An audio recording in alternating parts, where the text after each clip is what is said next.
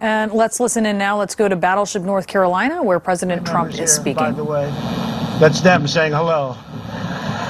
In Wilmington, more than 20,000 workers of the North Carolina Shipbuilding Company poured out every ounce of their strength to build an astonishing 243 ships for the U.S. Navy.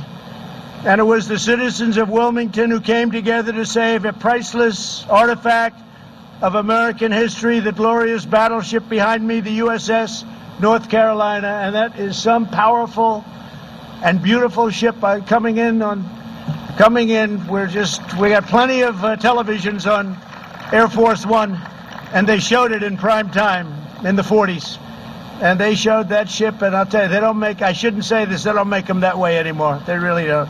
What a beautiful ship. During World War II, this magnificent ship participated in many major naval offenses and in the Pacific theater itself, including the Marshall Islands, Iwo Jima, and Okinawa, earning more battle stars than any other battleship. We're learning a lot today, right? That's pretty good. Why are you clapping? You come from West Virginia, huh? He loves West Virginia, so do I, right? But we're clapping anyway, right? You better believe it. Thank you. After the war, the people of Wilmington organized a massive campaign to save this beautiful ship from the scrapyard. They preserved it as a memorial to the gallant deeds of American sailors, a monument to the American workers that built it, and an enduring symbol of American greatness. Now more than 200,000 people visit the site each year to learn the history and the heroism that defines our nation. This afternoon, my administration is formally recognizing the city's exceptional contributions to victory in the Second World War.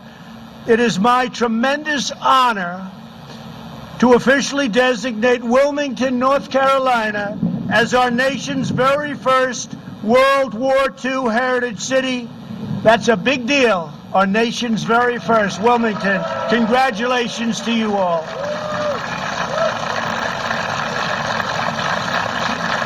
And God is saluting you up there, I tell you. We may have to go a little quicker than I thought, right? With this designation, we proudly declare that in America, we don't tear down the past, we celebrate our heroes, we cherish our heritage, we preserve our history, and we build the future. This mighty vessel and this magnificent town will forever tell that story with this designation. So I want to just congratulate North Carolina and Wilmington. That's a fantastic thing. I want to thank Senator Tillis and Congressman Browser. Stand up, please, in between the lightning bolts, for their work to make this day possible. Thank you, Tom. Thank you, fellas. Great job. And let me also thank retired Navy Captain Wilbur Jones, who has championed the cause of World War II heritage cities. Wilbur, thank you. Thank you, Wilbur. Great job. Great job. So, Wilbur, you know a lot of people wanted this, right? So you are just a tough cookie. You got it. Number one in the nation. I want to thank Wilbur. That's great.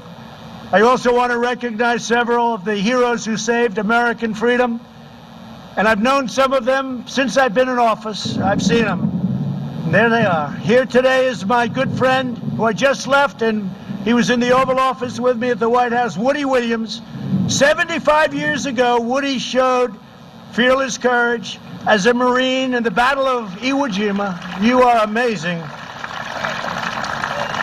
I promised him I would not tell that he's 97 years old. I promised. I'll tell you, he's 100% sharp. He's 100% sharp. I know a 78-year-old that's not so sharp, and he's 97. And he's 100%, because it has nothing to do with that. 78's young. Depends who's 78, that's all. He's 97. I said, man, you are something. And physically in great shape. He braved a torrent of hostile fire while destroying one enemy machine gun position after another, knocked him out one after one for his daring actions. President Truman, think of that, awarded Woody the Congressional Medal of Honor, the highest in our land.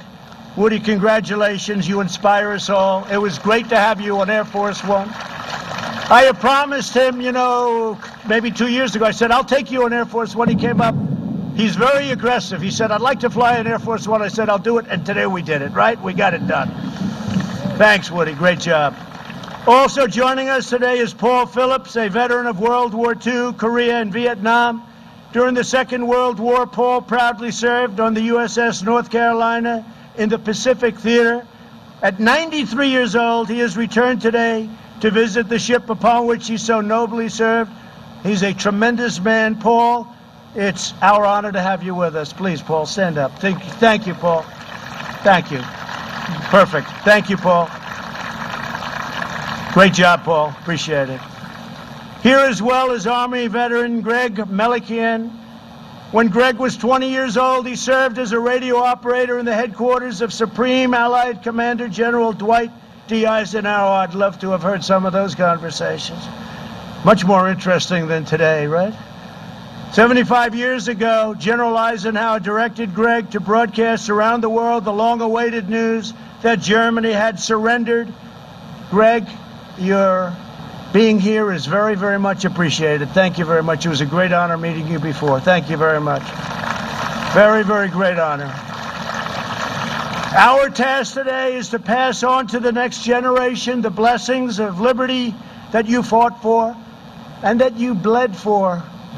All for security. You wanted to secure our future. You wanted to praise and raise our flag, and you did that. You raise our flag, and you stand proud, and you stand tall. And we're doing it in our nation, too. Almost everyone. Every once in a while, you see somebody not do it. We don't like it when they don't do it, do we? We don't like it. So I want to just thank you. Fantastic job. American warriors did not defeat fascism and oppression overseas only to watch our freedoms be trampled by violent mobs here at home. We stopped those violent mobs very easily. All they have to do is say, please come in, Mr. President. We'll have it done in 1 hour. Please come in. It's one of the great, to me, just incredible that they don't immediately, they just, as you know, at Portland, the mayor last night, he was raided. His home was raided. He was thrown out of his home. And then he'll stand up and he'll fight for these people. These people only know one thing, and that's strength. That's all they know, strength. And we have strength. For the sake of all Americans, we must uphold the rule of law and defend the American dream for every child in our land. We must teach our children that America is a land of heroes like you. You're heroes. You know that, right, Woody? You're heroes. You're great, great men. Great men. Better believe it. We're not ashamed in America. We're not ashamed of anything. I signed a very important edict recently. 3 months ago, they were ripping down statues. I said, you can rip them down, but you're going to serve 10 years in jail if you do. And as soon as I did that, incredibly, you haven't heard about statues coming down, have you? Statues are monuments. But we're not ashamed of our country. We're proud of our country, prouder than we are of anything else. Our country is great, and we're going to keep it that way. We're going to keep our country great. Together, we will remember America's towering victories. We will recognize America's outstanding virtues, and we will pay tribute to the heroes who keep us safe, strong, proud, and free. And I also, in addition to our wonderful, brilliant military, I want to thank law enforcement, because the law enforcement, without them, we're not here today very well. They've done an incredible job. Really an incredible job. And thank you again to the World War II veterans in attendance today. This is such a great tribute to North Carolina. We will never forget what you did for us. Your legacy is etched forever into the heart and soul of a grateful nation. And this spot is right now one of the most important military spots anywhere in the world. Congratulations to everybody, and thank you for making it come true. Thank you all very much. God bless you. God bless North Carolina, and God bless America. Thank you all very much. Thank you. All right, President Trump there speaking in Wilmington, North Carolina, in front of Battleship North Carolina, with kind of a speech with some contradictions in it, let's say that. He is in front of a World War II battleship that was key, especially at the beginning of the war, and he is there honoring the legacy of obviously World War II veterans and the efforts during that war. But he also talked about tearing down statues. And of course, that would be Civil War era statues. This city was key in the Civil War. Wilmington, North Carolina was the last port city of the Confederacy. And when it fell, this was actually, the writing was on the wall. This was leading to the end of the Confederacy. So the president there trying to honor, it appeared, the Confederate history of that city, which certainly it would be a very different story had the Confederacy not lost that port city of theirs.